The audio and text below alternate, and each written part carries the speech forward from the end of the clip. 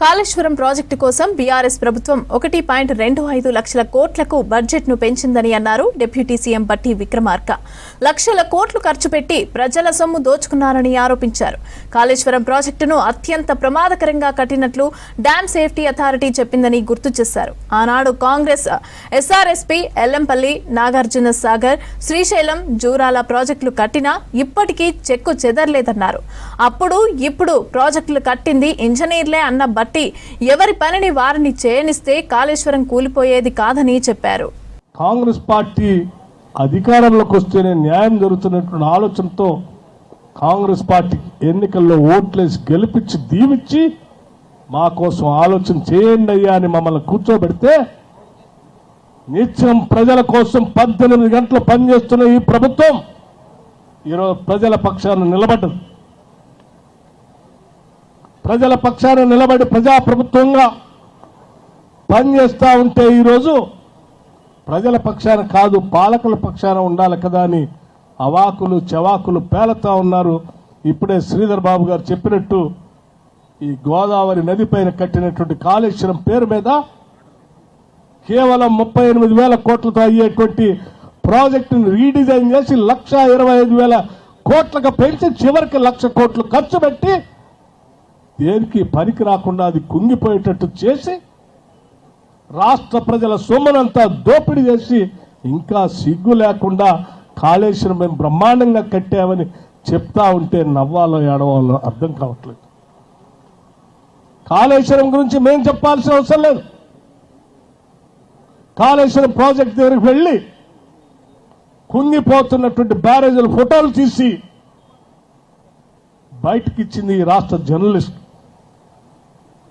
ఈరోజు నిత్యం కళ్ళకు కనపడుతున్నటువంటి ఆ డ్యాములు చూసి నేషనల్ డ్యామ్ సేఫ్టీ అధికారులు చెప్తా ఉన్నారు అత్యంత ప్రమాదకరంగా ఈ డ్యామును కట్టారు, ఇది అత్యంత ప్రమాదకరమైంది, ఇక్కడ ఇచ్చినటువంటి డిజైన్స్ కి కట్టిన దానికి పొంతనే లేదని వాళ్ళు చెప్తా ఉంటే ఇంకా తగుదనమ్మా అని బయటకు వచ్చి మేము బ్రహ్మాండం చేసామని చెప్తా ఉన్నాం.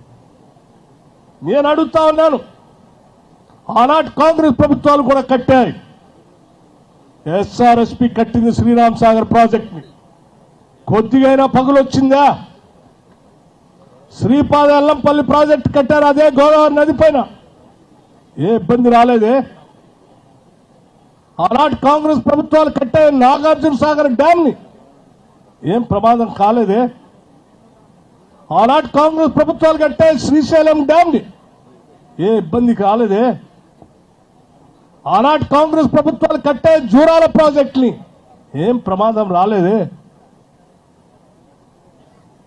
మీరు కూడా అదే గోదావరి మీద కట్టారు, 1,00,000 కోట్లు ఖర్చు పెట్టారు. ఆనాడు కట్టింది ఇంజనీర్లే, మరి ఈనాడు మాత్రం మీరు ఇంజనీర్లు కట్టనేయకుండా మీరు కట్టారు కాబట్టి ఆ దుస్థితి వచ్చింది. ఎవరు చేసే పని వాళ్ళని చేయనిస్తే ఈ సమస్య ఉత్పన్నమయ్యేది కాదు. అందుకే మిత్రులారా, తెచ్చుకున్న రాష్ట్రం ఏ సంపద వనరులు ప్రజలకే చెందాలా, ప్రజలకే చెందేటట్టు చేయటమే మా అందరి లక్ష్యం అని కూడా ఈ సందర్భంగా మీ అందరికీ మనవి చేస్తూ, ప్రతి సంవత్సరం 11,500 కోట్ల రూపాయలు వారి కోసం వెచ్చిస్తూ రైతుల పక్షాన రాష్ట్ర ప్రభుత్వం ఆర్థిక శాఖ, కరెంటు శాఖకి డబ్బులు కడతా ఉంది. ఇప్పటి వరకు పెద్ద ఎత్తున వారి కోసం దాదాపు 16,000 కోట్ల రూపాయల్ని విద్యుత్ శాఖకి రాష్ట్ర ప్రభుత్వం చెల్లించింది.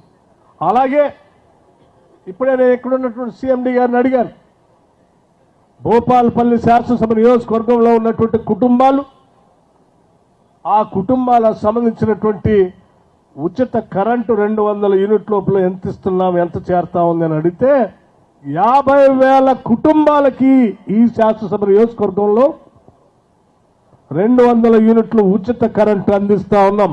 50,000 కుటుంబాలకి ఉచితంగా ఈరోజు కరెంటు బిల్లు కట్టకుండా మీకు ఉచితంగా కరెంటు ఇస్తా ఉన్నాం. ఈ ప్రభుత్వం అధికారంలో రాగానే 21,000 కోట్ల రూపాయలు రైతుల కోసం రుణమాఫీ కింద కేవలం 3 నెలల్లో వారి అకౌంట్లో జమ చేశాం.